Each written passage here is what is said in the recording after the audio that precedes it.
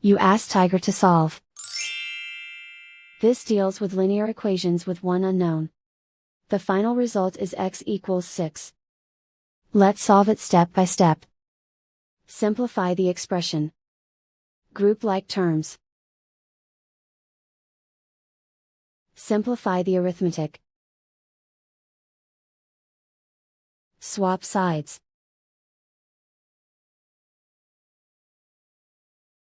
Group all constants on the right side of the equation.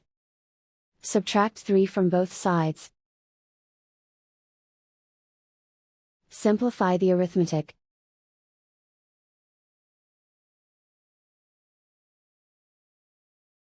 Isolate the x. Divide both sides by 3. Simplify the fraction.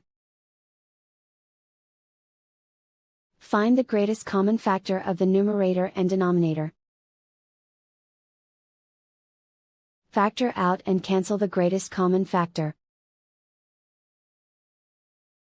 And so the final result is x equals 6.